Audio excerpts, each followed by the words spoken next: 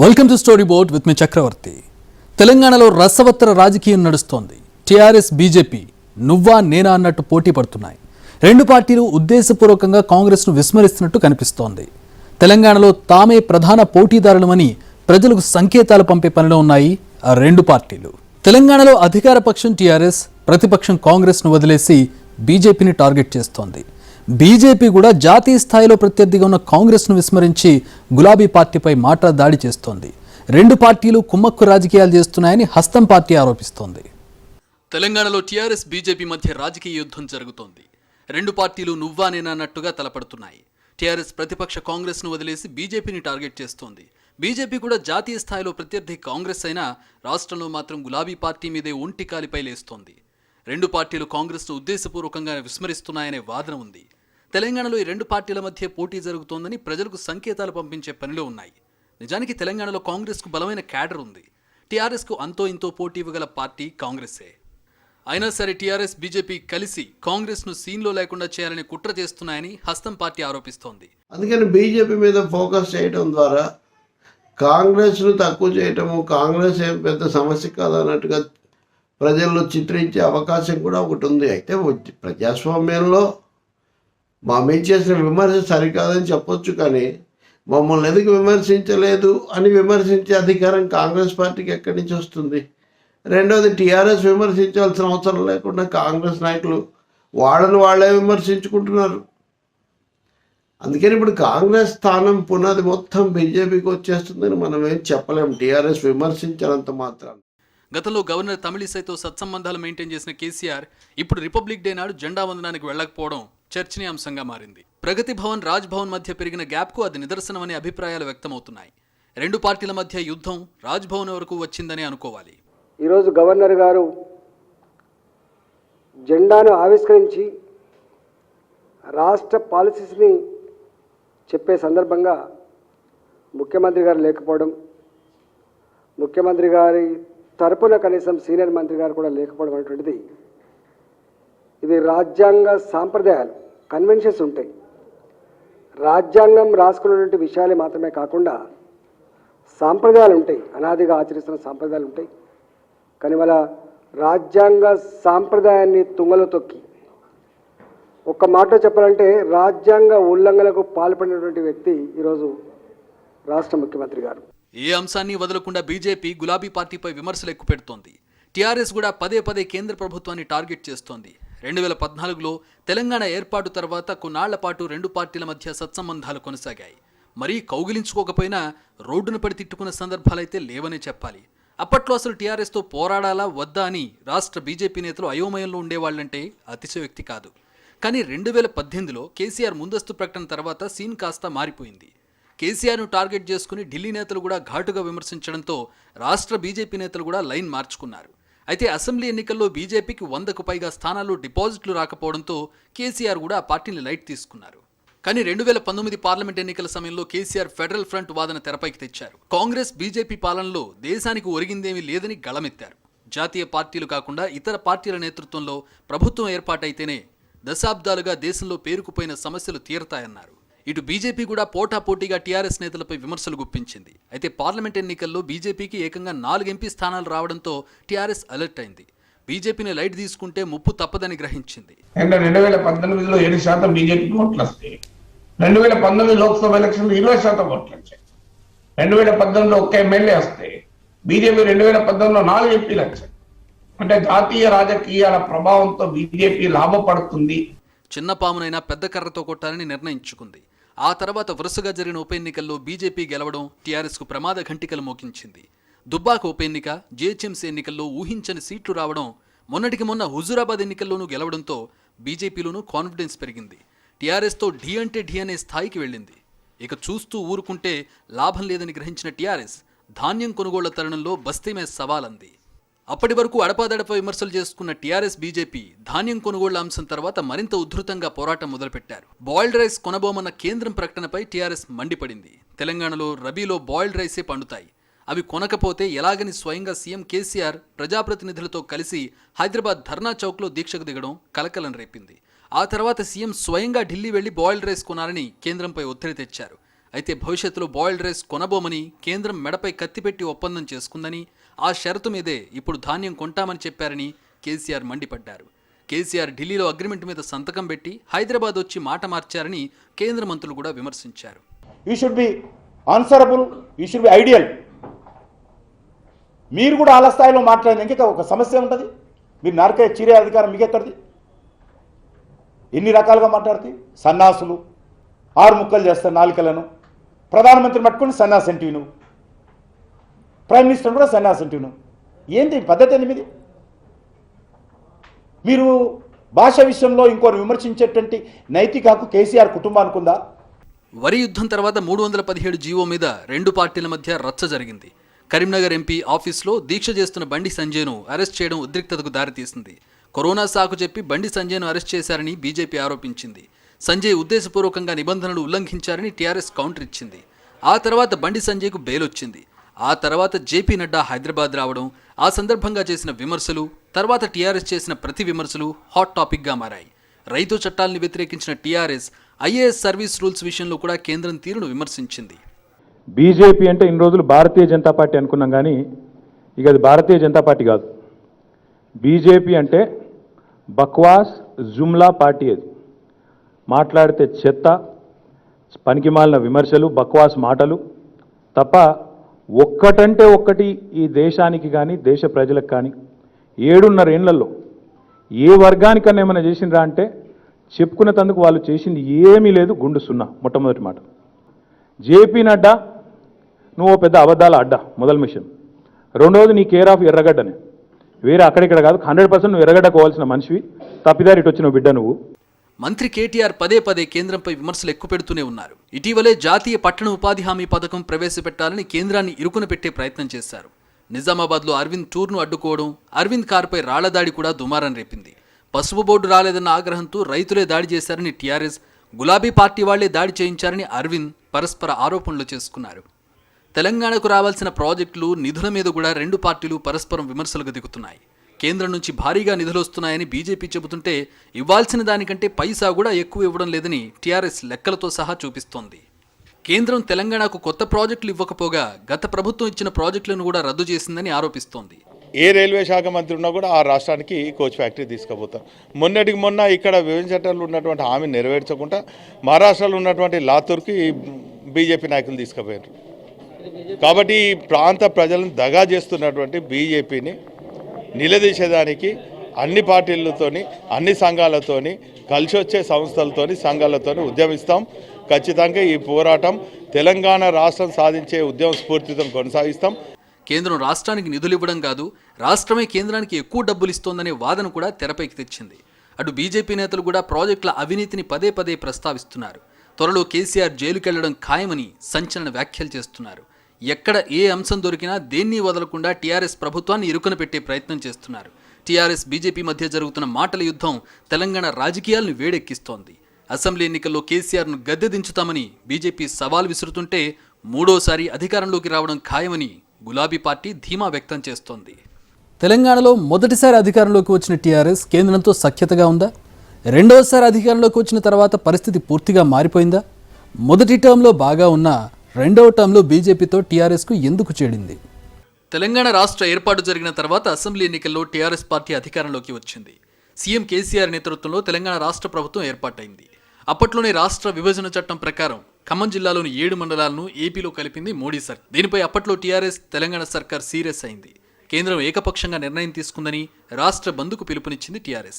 ఆ తర్వాత కొత్త రాష్ట్రం కాబట్టి కేంద్రంతో సఖ్యతగా ఉండాలన్న ఆలోచనతో తెలంగాణ సర్కార్ అడుగులు వేసిందన్న వాదనలున్నాయి. అందుకు తగ్గట్టుగా టీఆర్ఎస్ రాజకీయ నిర్ణయాలు తీసుకుందన్న వాదనలున్నాయి. మొదటి టర్మ్లో ప్రధాని మోడీ తెలంగాణ పర్యటనకు 2 సార్లు వచ్చారు. ఒకసారి మిషన్ భగీరథ కార్యక్రమం ప్రారంభోత్సవానికి వచ్చిన పీఎం మోడీ ఆ సందర్భంలో సీఎం కేసీఆర్ ప్రసంగం రాజకీయ వర్గాల్లో చర్చకు తెరలేపింది. ఇటు 2వసారి హైదరాబాద్ మెట్రో రైల్ ఓపెనింగ్కి వచ్చారు నరేంద్ర మోదీ. ఎప్పటికప్పుడు రాష్ట్ర అవసరాలు, విభజన సమస్యలను ఏకరువు పెడుతూ వచ్చింది తెలంగాణ సర్కార్. అయితే కేంద్రం మాత్రం తెలంగాణ సర్కార్ ఉన్నంత సానుకూలంగా లేదన్న అభిప్రాయం టీఆర్ఎస్లో వ్యక్తమవుతూ వచ్చింది. షెడ్యూల్ కంటే ముందే అసెంబ్లీ ఎన్నికలకు వెళ్లి తిరిగి అధికారంలోకి వచ్చింది టీఆర్ఎస్. 2వసారి అధికారంలోకి వచ్చిన తర్వాత మోడీని కలిశారు కేసీఆర్. ఆ తర్వాత కేసీఆర్ ఫెడరల్ ఫ్రంట్ ఆలోచన బయటపెట్టి జాతీయ పార్టీలైన కాంగ్రెస్, బీజేపీ విధానాలను తూర్పారబట్టారు. అప్పటి నుంచే గ్యాప్ పెరిగింది అన్న వాదనలున్నాయి. ఆ తర్వాత లాంగ్ గ్యాప్ తర్వాత మోడీతో భేటీ అయ్యారు కేసీఆర్. అప్పటి నుంచి కేంద్రంతో తెలంగాణ సర్కార్ సంబంధాలు అంతంత మాత్రమే అన్న అభిప్రాయం ఉంది. గతంలో 3 వ్యవసాయ చట్టాలకు వ్యతిరేకంగా రైతు సంఘాలు ఇచ్చిన జాతీయ రహదారుల దిగ్బంధం కార్యక్రమంలో టీఆర్ఎస్ పాల్గొంది. ఆ తర్వాత కొంత గ్యాప్ తర్వాత మళ్లీ వ్యవసాయ చట్టాలకు వ్యతిరేకంగా స్వరం పెంచింది టీఆర్ఎస్. లేకపోతే మతపరమైన సరే భావోద్వేగాలు రెచ్చగొట్టాలి, ఓట్లు దండుకోవాలి. ఇదా రాజకీయం? ప్రజలతో తిరగాటమాడే పద్ధతి ఇదా? ఇలా మొత్తం నాశనం పట్టిన దేశాన్ని, దేశ జీడిపి మంట కలిసిపోయింది, ఫుడ్ సెక్యూరిటీలో నాశనం అయిపోయింది. నేపాల్ కన్నా, బంగ్లాదేశ్ కన్నా, పాకిస్తాన్ కన్నా తక్కువ ఉంటుందా ఇండియా జీడిపి? ఎవరి ఘనకార్యం ఇది? ఎవరి తప్పిది?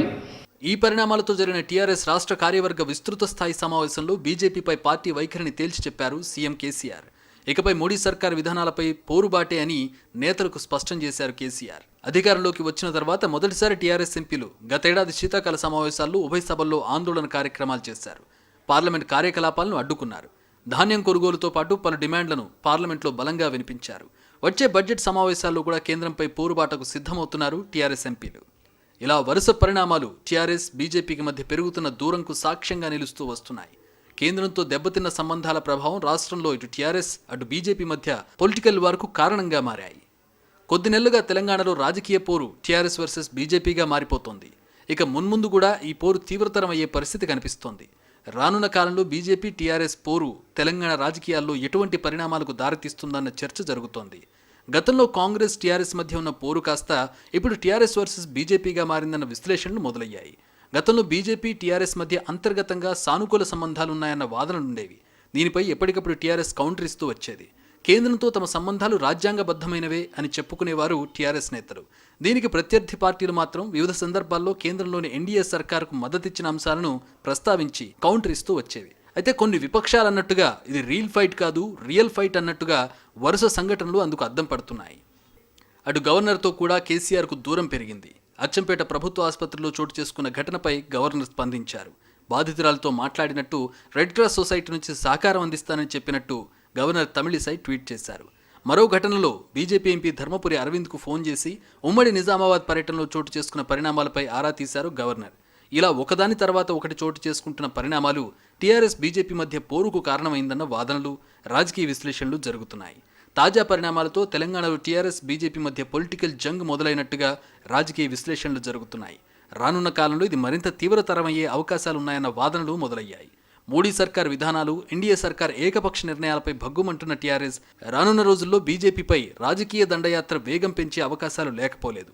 దీనితో తెలంగాణలో గులాబీ, కమలం పార్టీల మధ్య పోరు ఎటువంటి మలుపులు తిరుగుతుందో చూడాల్సి ఉంటుంది. బండి సంజయ్ గారు, హైదరాబాద్ గల్లీలో కాదు నువ్వు మిలియన్ మార్చ్ నిర్వహించాల్సింది. నీకు దమ్ముంటే ఢిల్లీలో పోయి బిలియన్ మార్చ్ పెట్టు. ఎందుకంటే ఏడాదికి 2 కోట్ల ఉద్యోగాలు ఇస్తామని చెప్పి మాట తప్పింది నీ బీజేపీ ప్రభుత్వం. 7 ఏళ్లలో ఎన్ని ఉద్యోగాలు ఇచ్చారు? ముందు పోయి ఢిల్లీలో బిలియన్ మార్చి పెట్టు నీకు దమ్ముంటే. ఇవాళ తెలంగాణ రాష్ట్రం అద్భుతంగా పనిచేస్తుంది. ఈ 2 పార్టీలు ఎంతగా తలపడుతున్నా కాంగ్రెస్ మాత్రం అనుమానాలు వ్యక్తం చేస్తోంది. ఉద్దేశపూర్వకంగా కాంగ్రెస్ను తగ్గించడానికే 2 పార్టీలు కలిసి డ్రామాలాడుతున్నాయని ఆరోపిస్తోంది. ఢిల్లీలో దోస్తీ, గల్లీలో కుస్తీ అనే డ్రామాకు తెరలేపారని మండిపడుతోంది. టీఆర్ఎస్ అవినీతిపై బీజేపీ ఎంపీలు పార్లమెంట్లో గళమెత్తడం లేదని, కనీసం తమ ప్రస్తావనకు మద్దతు కూడా ఇవ్వడం లేదని కాంగ్రెస్ నేతలు అంటున్నారు. టీఆర్ఎస్ కూడా పార్లమెంట్లో నిరసన తెలుపుతున్నా బీజేపీ కనుసన్నల్లోనే చేస్తున్నట్టు కనిపిస్తోందని అనుమానిస్తోంది. సభలో బీజేపీకి ఇబ్బందికర పరిస్థితులు ఎదురైనప్పుడే టీఆర్ఎస్ ఎంపీలు నిరసన గళం పెంచుతున్నారని, కేంద్ర మంత్రులు సైగ చేయగానే సైలెంట్ అయిపోతున్నారనే ఆరోపణలు కూడా చేసింది. కానీ కాంగ్రెస్ వాదనను అటు టీఆర్ఎస్ ఇటు బీజేపీ 2 పార్టీలు కొట్టిపారేస్తున్నాయి. ఆడలేక మధ్యలో ఓడన్నట్టుగా కాంగ్రెస్ పోరాటాలు చేయకుండా ఇతర పార్టీలపై లేనిపోని ఆరోపణలు చేస్తోందంటూ విమర్శిస్తున్నాయి. ఇప్పటి వరకు 3 ముక్కలాటగా ఉన్న తెలంగాణ రాజకీయాన్ని టీఆర్ఎస్ వర్సెస్ బీజేపీ అన్నట్టుగా మార్చాలనే అభిప్రాయం మాత్రం 2 పార్టీల్లోనూ బలంగా కనిపిస్తోంది. తెలంగాణలో ప్రతిపక్షం కాంగ్రెస్ కంటే బీజేపీని ఎక్కువ యాక్టివ్గా కనిపిస్తోంది. అధికార పక్షాన్ని పదే పదే టార్గెట్ చేయడం ద్వారా టీఆర్ఎస్కు ప్రత్యామ్నాయం తామేనని ప్రజలకు చెప్పుకునే ప్రయత్నం చేస్తోంది.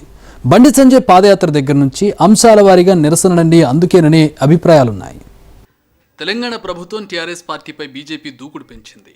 గత కొంతకాలంగా రాష్ట్ర ప్రభుత్వంపై పోరుబాట పట్టింది.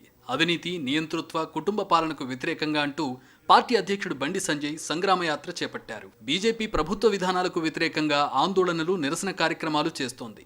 ప్రభుత్వ విధానాలకు వ్యతిరేకంగా మాటల యుద్ధం చేస్తోంది, లేఖలు రాస్తోంది. బీజేపీ చేపట్టిన కొన్ని కార్యక్రమాలు ఉద్రిక్త పరిస్థితులకు కూడా దారితీశాయి. గుర్రంపోడుకు బీజేపీ రాష్ట్ర అధ్యక్షుడు బండి సంజయ్ వెళ్లినప్పుడు పరస్పరం రాళ్లదాడులు జరిగాయి.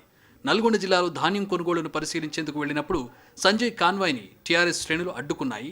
ఉద్రిక్తత నెలకొంది. వాహనాలు కూడా ధ్వంసమయ్యాయి. 2 రోజుల క్రితం నిజామాబాద్ జిల్లాలోని ధర్మపురి అరవింద్ పర్యటన సందర్భంగా ఇలాంటి పరిస్థితులే పునరావృతమయ్యాయి. కరోనా సెకండ్ వేవ్ సందర్భంగానూ రాష్ట్ర ప్రభుత్వ తీరుపై కేంద్ర మంత్రి కిషన్ రెడ్డి, బీజేపీ నేతలు తప్పుబట్టారు. కేంద్రంపై రాష్ట్ర ప్రభుత్వం అనవసర రాద్ధాంతం చేస్తోందని విమర్శించారు. కోవిడ్ నియంత్రణ కోసం మెడిసిన్ విషయంలో రాష్ట్రం చేసింది శూన్యమని, అంతా కేంద్రమే చేసిందని చెప్పుకొచ్చారు.